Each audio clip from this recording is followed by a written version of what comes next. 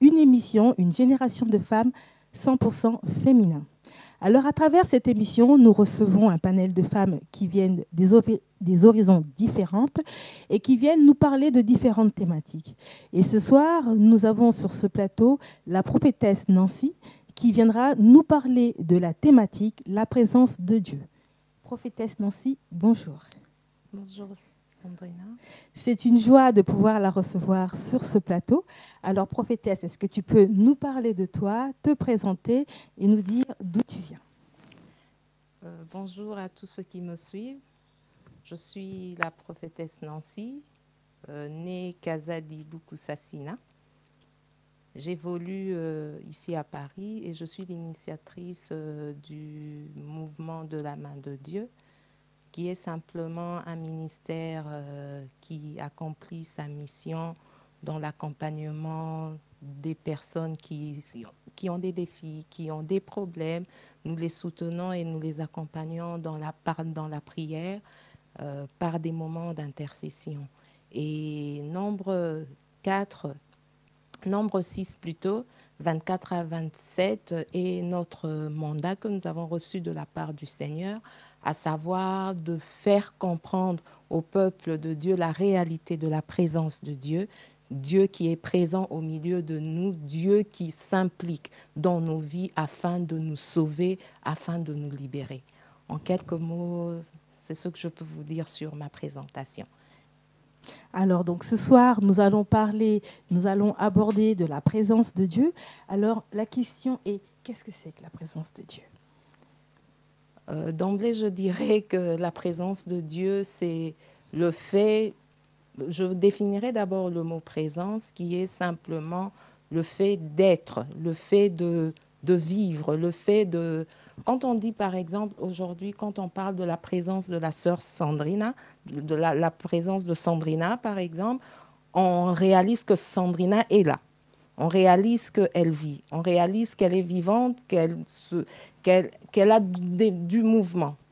Et donc, je dirais, le fait de parler de la présence de Dieu, c'est de parler de Dieu. Je dirais que la présence de Dieu, c'est Dieu lui-même. Alors, cet être dont on parle, Dieu, qui est-il réellement? Comment on peut le percevoir? Aujourd'hui, une personne qui nous écoute, qui se doute ou qui sait peut-être ce que c'est que la présence de Dieu, mais qui sait aussi ce que c'est que la notion de Dieu, mais pour celle qui ne sait pas ou qui se pose des questions, comment définir finalement ce Dieu-là? Si je peux me permettre, je veux me retracer dans la Bible, dès le commencement, dans le livre de Genèse. La Bible parle de Dieu comme étant le créateur de toutes choses. Et quand nous lisons à partir de Genèse 1, la Bible montre comment Dieu a eu à créer la terre et tout le monde avec tout ce qu'il renferme. Et ensuite, Dieu a créé l'homme. Et le but de Dieu en créant l'homme, c'était de demeurer avec l'homme, c'était de rester avec l'homme. C'est comme ça qu'on voit la création d'Adam et Ève. Dans Genèse 2 et dans Genèse 3, la Bible nous parle de la création de l'homme et comment la Bible soulève même en nous montrant que vraiment le but de Dieu, c'était de demeurer et de rester avec l'homme. Ça se prouve dans le sens où quand Adam et Ève ont péché, la Bible montre que le soir, Dieu parcourait le jardin et à un certain moment, il a cherché l'homme. Ça montre, je dirais, un désir de Dieu de demeurer et de rester avec l'homme. Mais simplement par le péché, le fait que Adam et Ève avaient péché, cette communion était brisée. Et la Bible montre encore, j'aimerais même, je vous donne la référence pour les personnes qui ont leur Bible, pour peut-être le lire après. Donc, dans Genèse 2, dans Genèse 3, au verset 8, je lis « Le soir, un vent léger se met à souffler. Le Seigneur Dieu se promène dans le jardin. L'homme et la femme l'entendent et ils se cachent devant lui parmi les arbres du jardin. » Donc, par ce passage, on peut comprendre que le désir de Dieu qui était en créant l'homme de demeurer, de rester avec l'homme, parcourait le soir, le jardin pour pouvoir rester communiqué avec l'homme. Mais par le péché, cette relation avait été brisée. C'est ce qui fait que la Bible montre que Dieu avait confectionné des feuilles pour pouvoir couvrir l'homme parce que l'homme se retrouvait nu, avait pris conscience qu'il était nu. Et ce geste, au fait, est une préfiguration du sacrifice de Jésus à la croix. Jésus à la croix qui a donné sa vie pour nous, la Bible nous montre même, appuie cette vérité en disant, comme je l'ai dit, étant donné que le désir de Dieu était de rester avec l'homme, était de communiquer avec l'homme, mais par le péché, cette action était brisée. Mais vu que c'était un désir, il a, je dirais, il a anticipé en leur couvrant des feuilles. C'était une préfiguration de l'œuvre de Jésus à la croix. Et la Bible montre en disant que Dieu a réconcilié le monde avec lui-même. Nous avons été au fait rachetés et Dieu nous a réconciliés avec lui-même parce que simplement la communion était brisée. Elle était coupée, elle s'était arrêtée. C'est comme ça que nous avons été réconciliés avec Dieu. Mais est-ce qu'aujourd'hui, donc à travers ce que vous êtes en train de nous annoncer, est-ce qu'aujourd'hui, à partir du moment où nous sommes donc dans la désobéissance, est-ce que nous pouvons dire que nous ne sommes plus dans la présence de Dieu ou finalement, malgré notre désobéissance, la présence de Dieu est quand même présente, ou est-ce qu'il y a des éléments, ou est-ce qu'il y a une manière de dire que le Seigneur est avec nous et qu'il ne l'est pas? Donc, comme je l'ai dit, que Dieu, dans Genèse 3, 21, avait confectionné des vêtements pour l'homme avec des peaux d'animal. C'était une manière par laquelle il couvrait l'homme de sa nudité. Et ce geste, au fait, préfigurait le sacrifice de Jésus à la croix, dont le but était de réconcilier l'homme avec lui-même. Après, c'est vrai, on était avec Dieu. Quand je dis avec lui-même, donc avec Dieu. Après, c'est vrai, le fait que le péché avait mis une cassure, Dieu a envoyé son Fils afin que quiconque croit en lui ne périsse point, mais qu'il ait la vie éternelle. L'action de Dieu était de donner son Fils afin de nous racheter, afin de nous récupérer, afin de nous réhabiliter dans la communion qu'on avait perdue. Notre action, notre part, c'est d'accepter Christ comme Seigneur et Sauveur afin que qu'il y ait réparation au fait. Donc j'ai envie de dire que l'œuvre de la croix, le sacrifice de Jésus est une réparation de la communion avec Dieu. Et donc, j'ouvrirai même une parenthèse pour vous qui me suivez. Si tu n'as jamais donné ta vie au Seigneur Jésus comme Seigneur et Sauveur, tu peux le faire. Parce que comprends que tu es une créature de Dieu et Dieu t'a créé afin que tu demeures avec lui, afin que tu restes avec lui. Et nous sommes dans ce grand sujet où on parle de la présence de Dieu, qui est un sujet vaste. Mais ce soir, nous voulons aborder la présence de Dieu comme étant la présence d'Emmanuel. Quand je parle d'Emmanuel, je parle de Dieu parmi nous. J'ai eu à nous dire que Dieu, le but du Seigneur, le but de Dieu, c'était de demeurer avec nous. C'était de rester avec nous. Et c'est vrai que cet objectif, dans le jardin d'Éden, avait été brisé par le fait que Adam et Ève avaient péché. Mais gloire soit rendue à Dieu, parce que le sacrifice de Jésus nous réhabilite, nous répare notre relation avec Dieu. Et c'est ce qui fait que, qu'en ayant reçu Jésus, la Bible dit, à tous ceux qui l'ont reçu, il a donné le pouvoir de devenir enfants de Dieu. Nous le retrouvons dans le livre de Jean. La Bible ajoute, car Dieu a tant aimé le monde qu'il a donné son Fils unique. Parce que c'était un désir. Parce que c'était, je veux dire, la plus grande soif de Dieu. L'amour de Dieu a fait que Jésus est venu mourir à la croix pour nous. C'était la part de Dieu. Mais notre part à nous, c'est d'accepter tout justement cet appel. en recevant Christ dans notre vie comme Seigneur et Sauveur si nous ne l'avons pas encore fait. Parce que même pour ce que je veux dire dans la suite, alors que nous parlons de la présence de Dieu qui est Dieu lui-même, nous parlons de Emmanuel, Dieu avec nous. Nous ne pourrons vivre, nous ne pourrons être bénéficiaires de la présence de Dieu que dans la mesure où nous avons un jour donné notre vie au Seigneur Jésus. Et donner sa vie au Seigneur Jésus, c'est quoi aujourd'hui? Aujourd'hui, je dirais, c'est donner la direction de sa vie à Christ. C'est premièrement reconnaître son état de pécheur, parce que le péché d'Adam et Ève a fait que nous étions pécheurs. Et c'est d'abord prendre conscience de son état de pécheur, mais deuxièmement, reconnaître que Christ à la croix est mort pour nous afin que nous puissions être sauvés. Parce que la Bible dit que son sang nous a purifiés, son sang nous a lavés. Et de ce fait, donner la conduite de sa vie au Seigneur, donner la direction de sa vie au Seigneur. En disant par exemple pour vous qui ne l'avez jamais fait, une simple prière, Seigneur, je reconnais mon péché, je te demande pardon, je te donne la direction de ma vie, prends ma vie. C'est simplement ça. Et ce qui est bien, c'est que alors que nous avons accepté un jour Christ comme Seigneur et Sauveur, parce que la Bible dit, à tous ceux qui l'ont reçu, il a donné le pouvoir de devenir enfants de Dieu. Ça veut dire que nous sommes aujourd'hui enfants de Dieu. Nous avons été rétablis, réhabilités. Et aussi, Éphésiens 1 nous dit que nous avons été scellés par le Saint-Esprit. J'aime le dire, nous avons comme un cachet, nous avons comme un sceau, dans le sens où c'est vrai que toi, quand tu marches, le fait que tu aies donné ta vie au Seigneur Jésus, tu as comme cette marque. On sait le voir, spirituellement bien sûr, on sait le voir que tu appartiens à Dieu. Tu es la propriété privée de Dieu. Amen.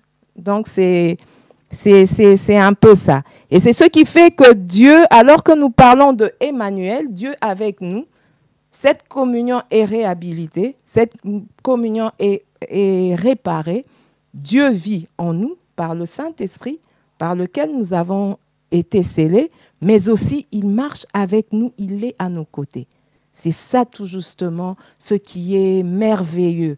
Et souvent, on ne réalise pas cette vérité. On ne l'intègre pas en nous. Parce que c'est même ça le but de Dieu. Dieu veut que nous prenions conscience qu'il est là avec nous, qu'il marche avec nous, mais aussi qu'il vit en nous. Et j'aime dire, bien souvent, la plupart des problèmes qui nous arrivent, des difficultés qui nous arrivent, c'est parce que simplement on ne réalise pas qui on est. C'est un peu comme tu as 10 000 € sur ton compte, mais tu manques de quoi manger. Parce que simplement, tu n'intègres pas que tu as 10 000 €, ça peut te permettre de pourvoir à tes besoins. C'est ce qui fait que tu es là, tu galères alors que tu as 10 000 €. Et c'est la situation de plusieurs d'entre nous. Nous ne réalisons pas ce que nous sommes aujourd'hui en Jésus, les bénéfices de la présence de Dieu. Emmanuel veut dire Dieu avec nous. Et je nous ai dit tout à l'heure que la présence de Dieu, c'est Dieu lui-même. Amen. C'est Dieu lui-même. Et le désir de Dieu, c'est que nous prenions conscience qu'il est en nous, par son esprit, mais aussi qu'il est avec nous. Et quand il est avec nous, il marche avec nous. Et quand on peut même lire dans la Bible, on retrace dans l'Ancien Testament, on voit là ce qui s'est passé dans le jardin d'Éden, comment Adam et Ève étaient chassés du jardin d'Éden, mais on voit comment Dieu, au fil des années, son désir était toujours de marcher avec son peuple. C'est comme ça qu'il a conclu une alliance avec Abraham, toujours dans le désir de marcher, d'être avec son peuple. Plus loin, Abraham a eu Isaac, Abraham a eu Jacob, Jacob qui est allé en Égypte avec sa famille, alors que son fils Joseph était premier ministre. Israël était dans la captivité. Israël était sous le joug des Égyptiens. Dieu se révèle à Moïse dans Exode 3, où il dit que son but était de sortir son peuple. Et sous le mandat, je veux dire le leadership de Moïse, Dieu demande la construction du tabernacle. On le voit dans Exode 25, on le voit dans Exode 35, où le tabernacle, c'était que Dieu voulait résider, demeurer, rester avec son peuple.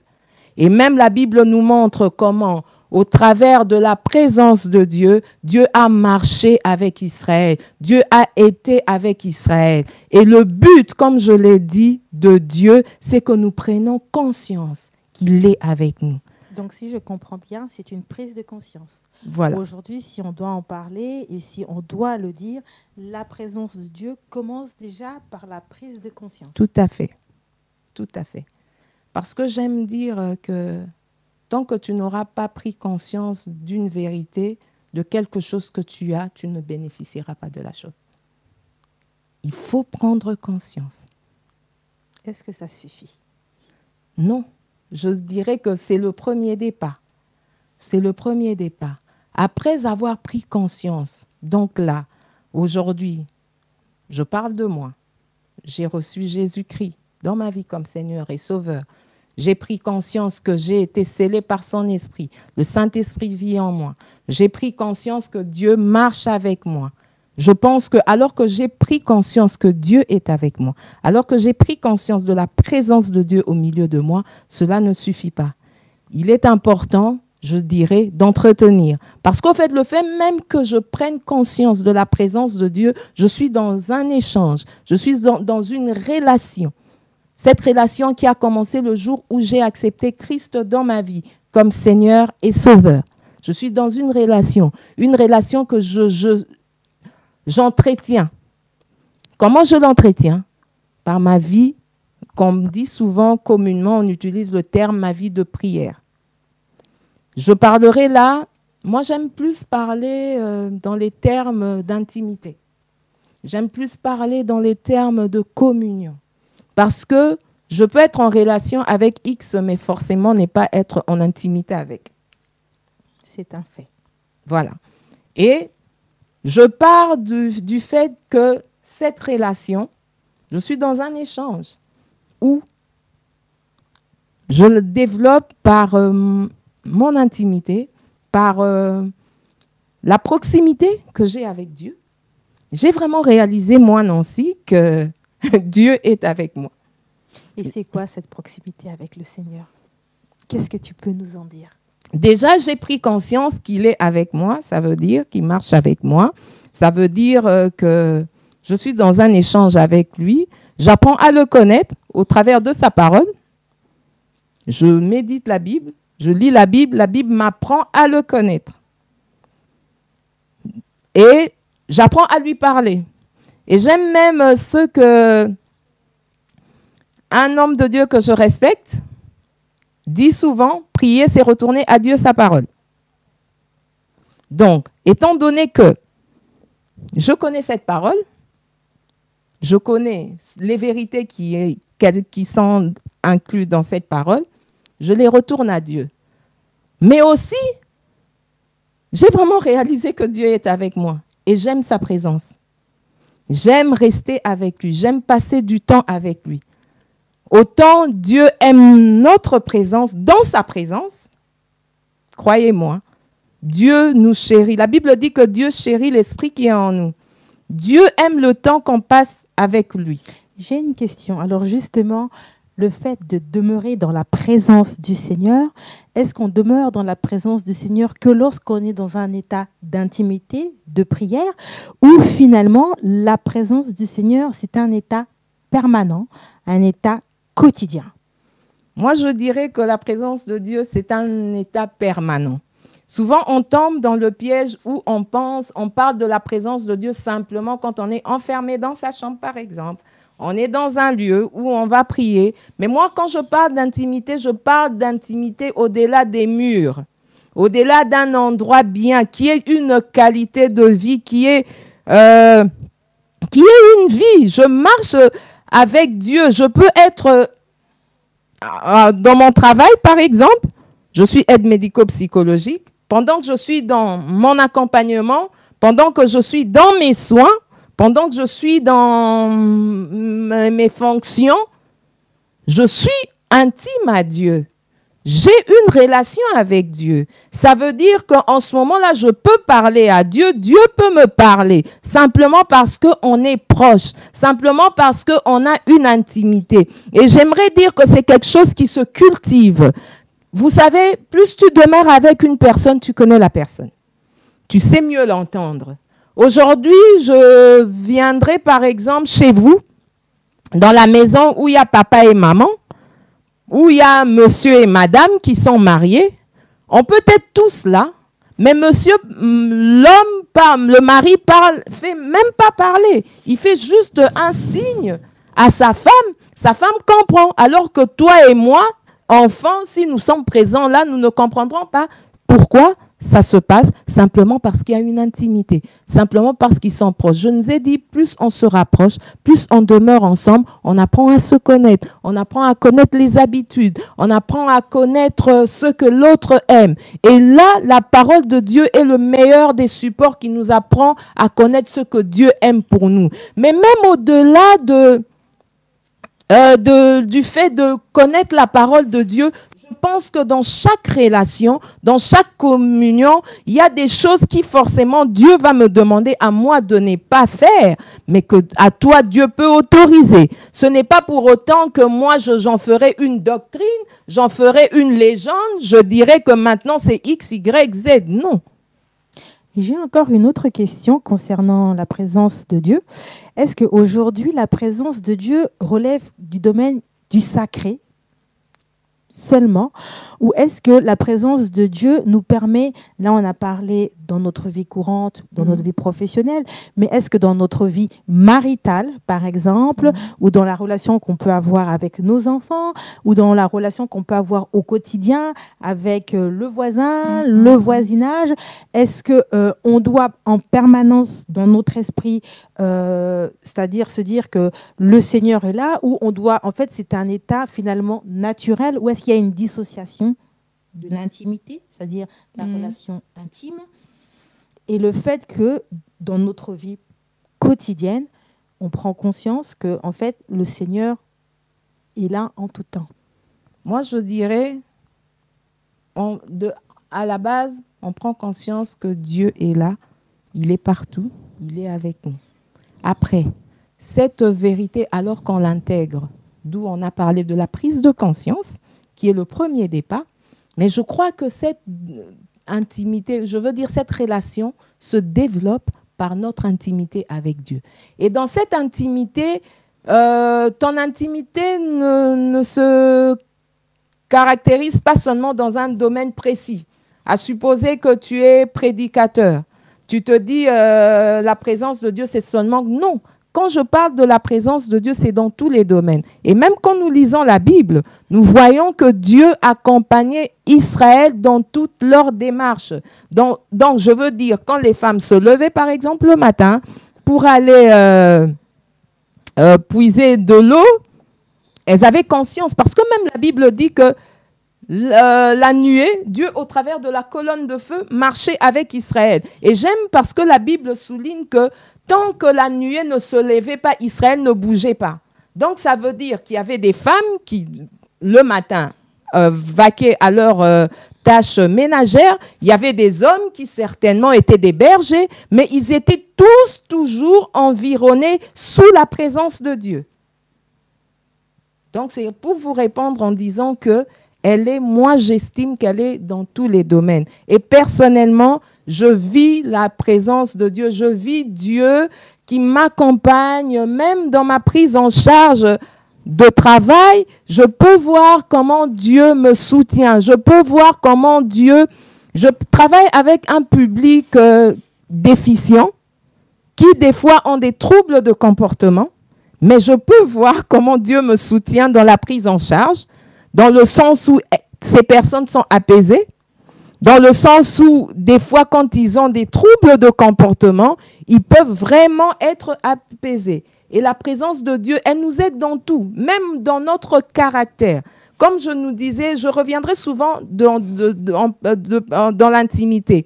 quand on demeure, quand on reste, on est intime à Dieu. La présence de Dieu nous façonne. Justement, concernant ça, j'ai une question. On me pose la question, comment avoir une intimité parfaite avec Dieu? J'ai envie de dire que l'intimité parfaite, on tend vers la perfection. Et l'intimité, elle s'accroît. Je donne un exemple pour me faire comprendre. Hier, par exemple, je priais 5 minutes. Hier, par exemple, je m'énervais facilement. Mais aujourd'hui, le fait que je demeure, reste avec Dieu, Dieu parfait mon caractère. Et je prends souvent l'exemple de Moïse. C'est un personnage de la Bible que j'aime beaucoup. Je médite beaucoup sur la vie de cet homme parce que la Bible montre, quand Dieu l'a appelé dans Exode 3, le refus, avant qu'il n'accepte la mission que Dieu lui avait donnée, le refus de Moïse était basé aux déceptions qu'il avait eues. Parce qu'une fois, il a voulu sauver un de ses frères, vu qu'il avait tué l'Égyptien, un de ses frères, il avait connu le rejet de ses frères. C'est ce qui fait que quand l'histoire était connue, il s'était enfui dans le désert. Et quand Dieu se révèle à lui pour lui dire que je t'envoie, on pouvait voir que Moïse était frustré par ce qui s'était passé. Mais le fait qu'il était dans la présence de Dieu, je crois que Dieu a su parfaire sur son cœur, a su penser son cœur. Donc, j'aimerais dire que la perfection, on l'atteint du jour au jour. Dans le sens où chaque fois que nous nous tenons dans la présence de Dieu, j'aime dire, Dieu vient ôter ce qu'il y a à ôter, mais il vient également mettre ce qu'il y a à mettre de plus en nous. Afin que nous puissions, parce que l'objectif, c'est que nous puissions atteindre la stature parfaite, que nous puissions devenir comme Christ. Et donc, dans la présence de Dieu, par notre intimité qui peut commencer à 5 minutes, et demain à 10, et après à 15, ainsi de suite. Donc, si tu es encore à 5 minutes, je t'encourage à aller dans 10. Parce que ne te frustre pas en te disant que non, moi je ne prie que 5 minutes. Non, tout le monde commence quelque part. J'ai encore une autre question, c'est concernant l'ennemi. Alors la question est la suivante. Quand l'ennemi se joue de nous et nous empêche de bien marcher avec Dieu, comment faire face à cela? Je vous répondrai, ma soeur ou mon frère, je ne sais pas après qui a posé la question. J'en reviens à la prise de conscience. Quand je parle du fait que Dieu a réconcilié le monde avec lui-même par le sacrifice de Jésus à la croix, Colossiens 3, 14 et la suite nous montrent qu'à la croix, Christ a vaincu Satan. Entre autres, les condamnations. Parce que souvent, aujourd'hui, on utilise souvent ce terme.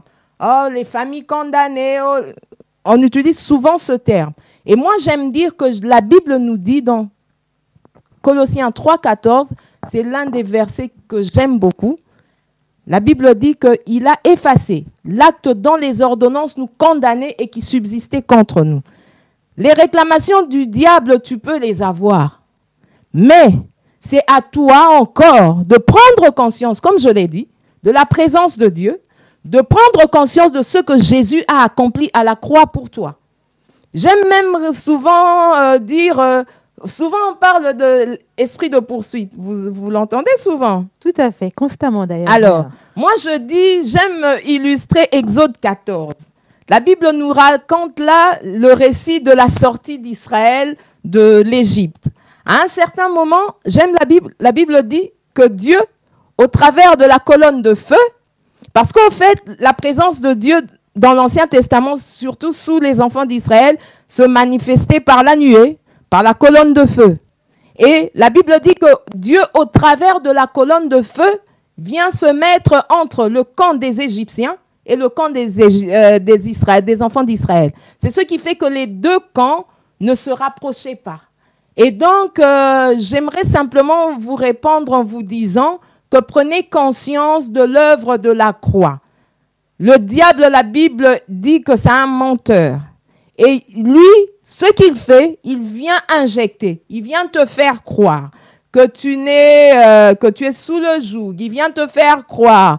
Au fait, c'est à toi de prendre conscience de la réalité de la présence de Dieu, de la réalité de ce que Jésus a accompli pour toi à la croix. Et aussi, Romains nous dit que par l'Esprit de Dieu, nous faisons mourir les œuvres de la chair. Donc, toujours parlons de la présence de Dieu. Le Saint-Esprit t'aide à faire mourir les œuvres de la chair. D'où le bénéfice de demeurer dans l'intimité avec Dieu. D'où le bénéfice d'avoir cette relation avec Dieu parce que ta capacité vient de Dieu. Le Saint-Esprit pourra t'aider. Autrefois, tu insultais, autrefois tu te mettais en colère. Le Saint-Esprit, lui, est capable de t'aider à ne plus le faire. Il en est capable. Et j'aime aussi le dire selon Ésaïe 6, c'est que la présence de Dieu a des vertus purificatrices. Amen. J'ai encore une autre question. La présence de Dieu est une puissance à ne pas négliger. Alors pourquoi nous l'oublions souvent? Même si on a conscience, même si on demeure, même si on prie depuis des années, mais on a souvent tendance à oublier que le Seigneur est une puissance. Cela est dû à quoi? Je veux déjà rectifier et dire que la présence de Dieu, donc Dieu lui-même n'est pas une puissance. Il a la puissance. Amen. Il a la force. Il est une personne comme toi et moi, ayant une puissance, ayant la force. Habakkuk nous dit que dans sa présence se trouve la puissance et la force. Donc c'est déjà ça.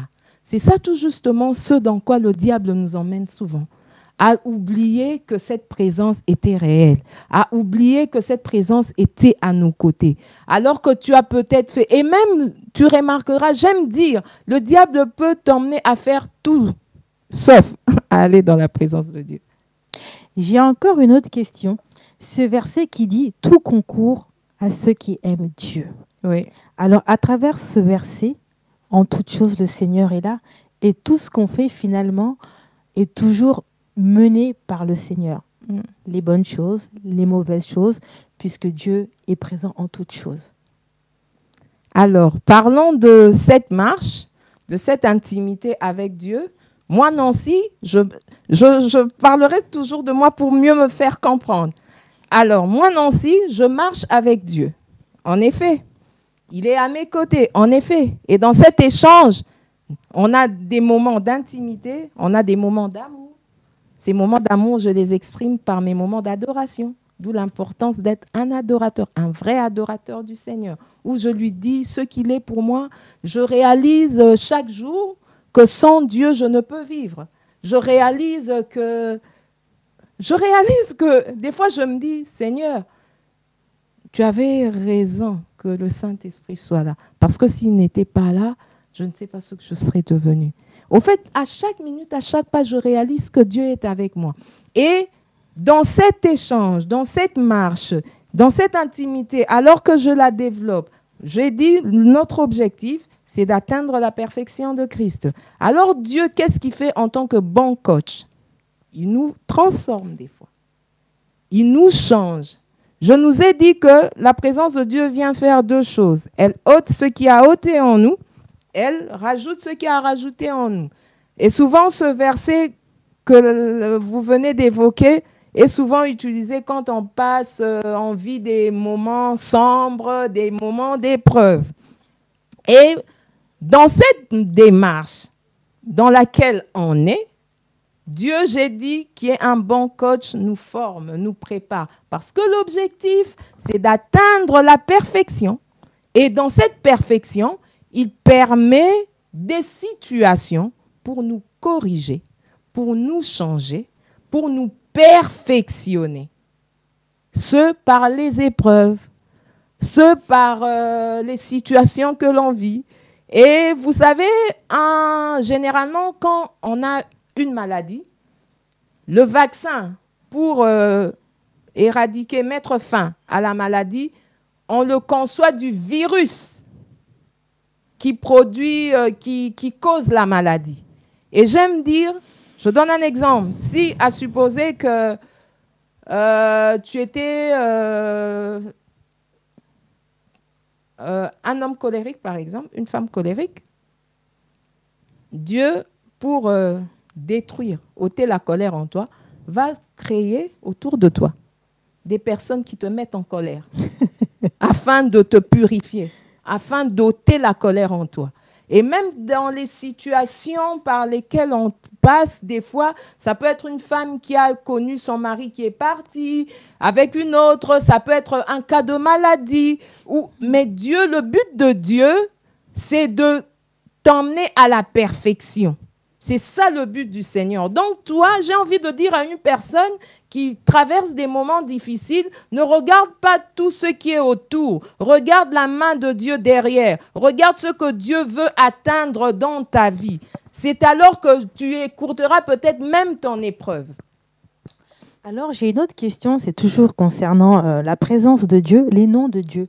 Le fait qu'on dit que Dieu, finalement, est omniprésent, omnipotent, qu'il est partout à la fois. J'ai une personne qui voudrait avoir un peu plus d'éclaircissement sur cette notion de la présence de Dieu. Est-ce que le fait de pouvoir avoir une intimité donc avec le Seigneur, individuellement, et une personne qui ne prie pas, qui dans sa tête a occulté la vie chrétienne, est-ce que cette personne bénéficie de la présence de Dieu, demeure dans cette présence, ou tout simplement est à l'écart de cette présence? D'une manière générale, parlons de la présence de Dieu, parlons de Dieu qui est le créateur de toutes choses. Toute personne sur terre a cette notion, qu'elle soit chrétienne ou pas. Moi, je dirais même les athées qui ne croient pas en Dieu, donc ils croient en l'inexistence de Dieu. Donc, en d'autres termes, ils y croient quand même. Ils croient à quelque chose. Ils croient à quelque chose. Donc, toute personne sur terre a cette notion de Dieu. Après, quand nous parlons de l'intimité avec Dieu, nous parlons d'Emmanuel avec Dieu, je nous ai dit quand j'introduisais le sujet que le premier des pas, c'est d'accepter Christ comme Seigneur et Sauveur. Donc, pour cette personne qui veut bénéficier de cette présence, qui veut marcher avec Dieu, il est important qu'elle prenne conscience, qu'elle donne sa vie,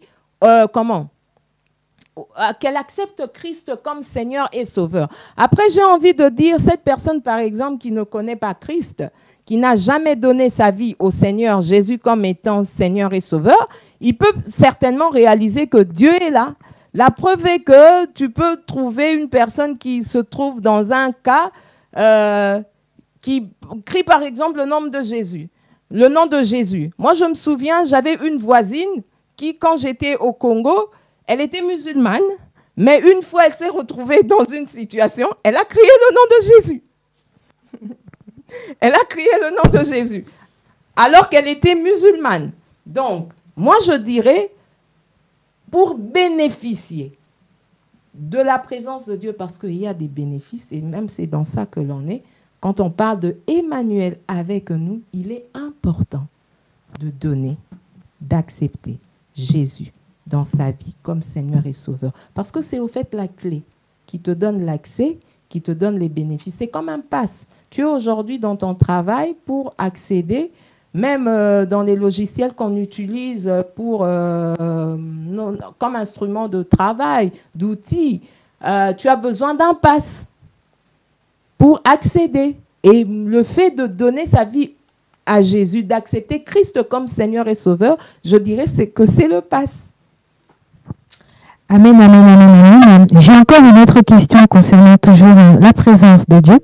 Est-ce qu'aujourd'hui, en tant qu'enfant de Dieu, chaque projet d'office, nous devons aller demander au Seigneur, ou nous devons avoir la conviction que le Seigneur nous accompagne? Moi, je dirais, parlons de moi, dans tout ce que j'entreprends, je le soumets à Dieu. Mais cela n'exclut pas le fait que j'ai ma part. Je donne un exemple d'une personne qui veut monter une entreprise. Elle recommande son projet à Dieu. Elle le soumet à Dieu. Et derrière ça, selon la conviction qu'elle peut avoir, tu ne verras pas forcément un ange qui t'apparaîtra, mais tu peux avoir une conviction. d'une manière ou d'une autre, mais toi, derrière ça, tu fais ta part. Je travaille souvent dans mon domaine, on conçoit des projets. Et chaque fois qu'on conçoit un projet par rapport aux résidents, aux patients qu'on accompagne, on établit le projet, on donne les objectifs, on donne les moyens pour l'accomplissement du projet. Et après, on soumet le projet à la direction qui, elle, valide pour savoir si c'est faisable, si voilà. Et quand le projet est validé, c'est alors qu'on peut l'exécuter. Mais le tout, c'est de soumettre. Et derrière ça, quand on soumet, on donne les moyens, on établit bien ce qu'on est censé faire. Tu as peur, par exemple, ton projet de devenir entrepreneur, créer une société. Tu le soumets à Dieu en tant que bon chrétien, ayant une intimité avec Dieu. Seigneur, voici mon projet. Tu sens une paix en toi. Mais après, tu ne croises pas tes bras.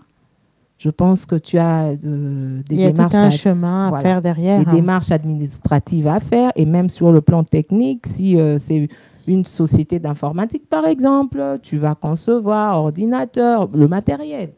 Donc, le tout, c'est de présenter son projet à Dieu. Et c'est alors que Dieu, d'une certaine manière, il te le fera savoir, il conduira tes pas. Parce que la Bible dit, tu entendras une voix qui te dira, voici le chemin, marche. J'ai encore une autre question, c'est sur la conviction. Alors, est-ce que quand on a la conviction, donc l'assurance que le Seigneur est avec nous, que le Seigneur est présent dans notre vie, est-ce que ça nous donne le droit de nous retrouver face à des situations où, entre guillemets, limite, comme on dit souvent dans le jargon, de tenter Dieu, comme on l'entend. C'est-à-dire que comme j'ai le Seigneur avec moi, je peux aller dans tel endroit ou je peux faire telle chose parce que je suis sûre que le Seigneur m'accompagne. Est-ce qu'on peut avoir ce côté où on peut avoir cet esprit où on a un défi, l'audace, où il faut savoir le gérer? Après, moi, j'ai envie de dire que, ayant le Saint-Esprit à nos côtés, étant dans cette intimité, la Bible l'appelle l'esprit sage. On parle de l'esprit de sagesse et d'intelligence. Alors, pour donner un exemple par rapport à ce que vous dites, tu sais par exemple que, c'est vrai, le Seigneur est avec toi. À la croix, Christ a tout accompli. Il a vaincu les maladies. Tu te retrouves dans un hôpital où tu as des séropositifs. Et il y a peut-être des seringues qui sont là, utilisées par les séropositifs. Sans que tu ne te protèges, tu vas toucher. Alors que tu sais, tu te dis, Dieu est avec moi. J'aimerais te dire que tu seras contaminé. Tu seras contaminé. Ou encore, tu te retrouves souvent dans les hôpitaux et tout, dans les hôpitaux et même dans les structures paramédicales. Il y a des patients, des fois, qui ont des infections, qui sont mis en quarantaine. Et on nous demande souvent, quand c'est comme ça, de nous protéger. Quand on entre, on est bien protégé. Je prends, ça peut être de la tuberculose, peut-être, ça peut être une autre maladie, mais qui est, une infection. Facilement, tu peux être contaminé. Et on met un dispositif pour te protéger de manière à ce que même quand tu es en contact avec la personne, que tu ne sois pas contaminé. Alors toi, tu te dis, Dieu est avec moi. C'est une bonne chose déjà de prendre conscience, d'avoir cette assurance que Dieu est avec toi. Mais j'aimerais te dire, alors que tu vas, sans te protéger, tu seras contaminé. Et là, ce sera, je veux dire, ton manque de sagesse qui va t'emmener à la maladie. Or, le Saint-Esprit à nos côtés, il nous aide, il nous rend intelligents. Il y a de ces choses, moi j'ai vu, je voulais le faire, il me dit ça ne fait pas, si tu le fais, ça va te créer des problèmes. Ça ne fait... J'ai vu le Saint-Esprit le faire. Au fait, cette intimité, au-delà du fait que tu l'adores, au-delà du fait que tu demeures avec lui, mais il t'enseigne. La Bible dit même du Saint-Esprit qu'il nous enseignera toutes choses. Et toute chose, moi j'aime dire, c'est toute chose. Il va t'enseigner comment te tenir. Il va même t'enseigner alors que tu peux être dans une réunion, comment te tenir avec des autorités. Il va t'enseigner comment savoir parler à ton autorité, par exemple, à ton responsable hiérarchique. Ce sont des choses que le Saint-Esprit peut t'enseigner. Il y a des choses que tu as peut-être appris dans ton éducation, dans ton parcours. Il te les rappelle. Ou même des choses que tu n'as pas appris à l'école, mais lui t'apprend. Est-ce qu'on peut dire que le Saint-Esprit peut nous accompagner à transcrire ce qui est spirituel à l'état matériel? Alors, j'aimerais que vous puissiez... À mettre des mots, c'est-à-dire qu'à partir de l'instant où on demeure, là je m'adresse vraiment à une personne qui demeure avec le Seigneur, qui marche avec le Seigneur et qui est sur la voie du Seigneur. Est-ce que cet accompagnement qui est d'un point de vue spirituel, avant tout, puisque c'est une relation intime, une communion intime avec le Seigneur, est-ce que le Saint-Esprit va finalement nous aider dans notre intimité à pouvoir matérialiser cela de façon palpable dans notre vie quotidienne, selon les circonstances, les situations, tout ce qui se présentera à nous, que ce soit dans notre croissance spirituelle, que ce soit, comme vous l'avez dit tout à l'heure, dans nos traits de caractère, au travail. Oui, il peut le faire. Parlons même de caractère. La Bible nous parle du fruit de l'esprit, dans Galates 5. Et le Saint-Esprit, qui est avec nous, facilement peut nous aider à avoir, par exemple, la maîtrise de soi. Si autrefois, tu n'arrivais pas à te maîtriser, tu t'énervais, tu ne savais pas te retenir, le Saint-Esprit peut, dans certaines circonstances, t'emmener à te maîtriser. Et là, les gens constatent. C'est physique. C'est ça. Voilà. C'est physique. Les gens constatent, voient que non, elle sait se maîtriser. Elle sait, cette sœur, cette personne, elle commence à bien parler. Alors qu'autrefois, elle ne parlait pas correctement. Mais elle sait maintenant comment parler, comment se tenir. Et j'aime dire que le fruit de l'esprit nous aide, parfait notre caractère. Et je le dis souvent, ce qui importe à Dieu, c'est d'abord notre caractère. Et ça, le fait que tu demeures, restes avec lui, il apprend à te transformer, il apprend à te changer. Tu verras que si autrefois tu t'énervais, tu ne t'énerves plus. Simplement parce que tu es avec lui, il parfait ton caractère. Par le fruit de l'esprit, il te donne la joie, il te donne la paix, il te donne la maîtrise de soi. La tempérance. Selon Galates 5. Il te donne toutes ces choses. Mais aussi, le Saint-Esprit à tes côtés te donne les dons spirituels. La capacité... Quand je parle des dons spirituels, selon 1 Corinthiens 12, je parle de la manifestation de l'esprit. Parce que la Bible dit, or à chacun, la manifestation de l'esprit nous est donnée pour l'utilité commune. Donc, il te donne, pour certains, il te donne un don de prophétie. Pour un autre, il te donne une parole de connaissance. Mais les deux vont de pair. Autant il travaille par le fruit en toi, autant il se manifeste par les dons en toi. D'accord. Alors, moi, j'ai une petite question. Oui. Un résumé. Aujourd'hui, la présence de Dieu, pour toutes ces personnes qui nous écouteront, pour toutes ces personnes qui réécouteront cette émission, qu'est-ce qu'ils doivent en tirer de la présence de Dieu? Donc, comme je l'ai dit, la présence de Dieu, c'est Dieu lui-même. Il est important de prendre conscience qu'il est là. Il est important de l'intégrer, de prendre conscience de la présence de Dieu à nos côtés, mais aussi de l'entretenir. Et pour arriver au fait de prendre conscience, pour être rétabli dans cette relation, le premier des pas, c'est donner sa vie au Seigneur Jésus comme Seigneur et Sauveur. Donc, si vous ne l'avez pas encore fait, je vous invite à le faire. Peut-être même que vous l'avez fait, mais aujourd'hui, vous êtes rétrograde.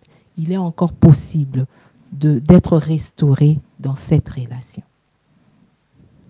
En un mot, je dirais, la présence de Dieu qui est Dieu lui-même, prenons conscience qu'il est là, au milieu de nous, qu'il est là avec nous, mais aussi développant cette intimité afin de jouir des bénéfices. C'est pour cela que Dieu dit à Moïse dans Nombre 6, 24, 26.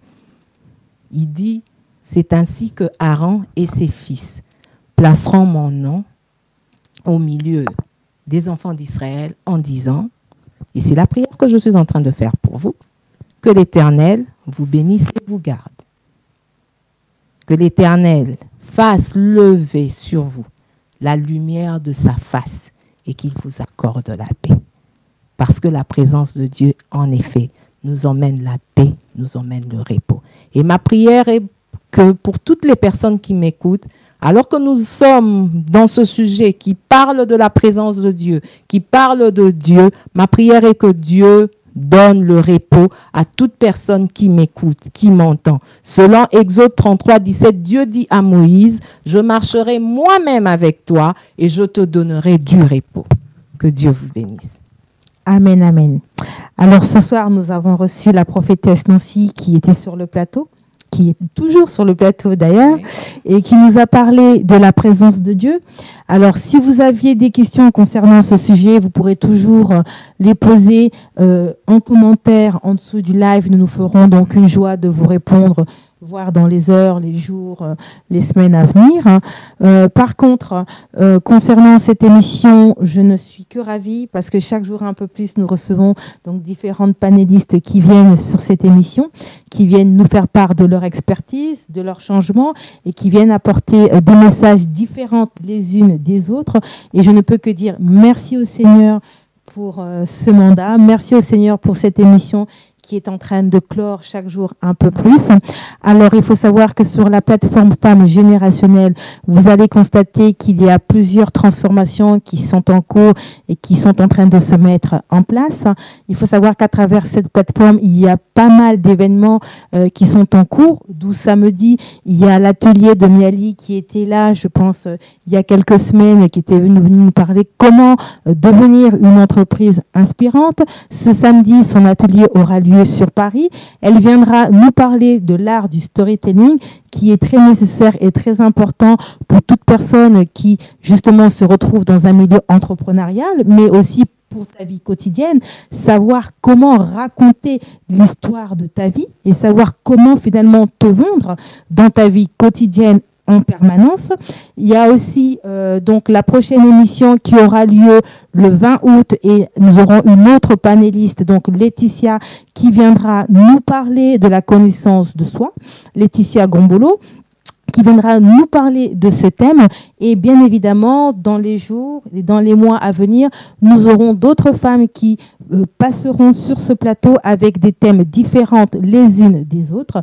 Quant à moi, je suis ravie de pouvoir vous retrouver sur ce plateau, mais aussi à travers Femmes Générationnelles. Alors, si vous avez des questions, n'hésitez pas à nous les poser. Si vous avez des suggestions, c'est pareil. N'hésitez pas de nous écrire. Il faut savoir que cette année-ci, la deuxième édition du Bootcamp de l'entrepreneuse est de retour à partir du 1er novembre. Donc, nous sommes en train de constituer l'équipe en amont. Alors, vous avez dû voir les publications passer à travers nos réseaux sociaux.